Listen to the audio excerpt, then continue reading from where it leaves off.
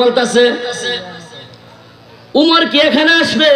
আমরা দুধের ভিতরে পানি মিশাবো শেষ রাত, উমর কি দেখবে?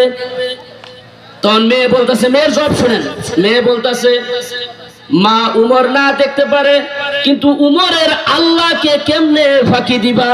পড়েন আল্লাহু আকবার। ওই জন্য তো কবি বলছে, যাদের হৃদয়ে আছে আল্লাহর ভয় তারা কবু পথ ভুলে যায় না। ঠিক না? আল্লাহর প্রেম ছাড়া এই দুনিয়ায় কারো কাছে কোনো কিছু চায় না। যাদের হৃদয়ে আছে আল্লাহর ভয় তারা কবু পথ ভুলে যায় না।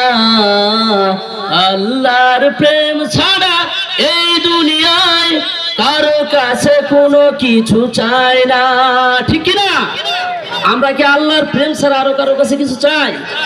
আল্লাহর কাছে ছাড়া অন্যের কাছে কিছু চাইলেই শিরিক হবে। ঠিক না? আমাদের ঈমান খুদ, ঈমান নষ্ট হয়ে যাবে।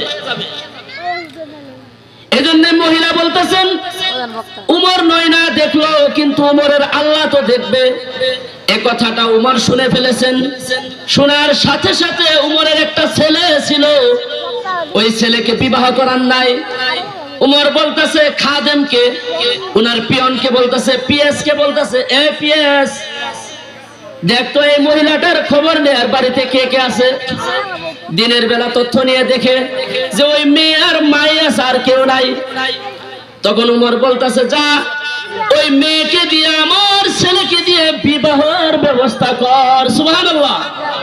এখানে একটা বিষয় লক্ষণীয়, বাংলায় নেই। একটা গোয়ালিনীর মেয়ে, গোয়ালিনী বুঝেন নাই? মানে গোয়াল, বুঝছেন তো? এই যে যারা দুধ তোলা, এত বাংলায় দেওয়া লাগবে না, যারা দুধ তোলা গাঁও গ্রামে, একটা গোয়ালের মেয়েকে প্রেসিডেন্ট সরকারের ছেলে দিয়ে বিয়ে করাবো। ভাই বলেন, আর কথা কন নাকি বিয়ে করাবো? তো কথা কন নাকি? জবাব দিবেন, জবাব না দিলে ওয়াজ বাড়াবো মিয়া। হ্যাঁ জবাব দিবেন, জোরে জোরে। আলু খায় বই থাকবে।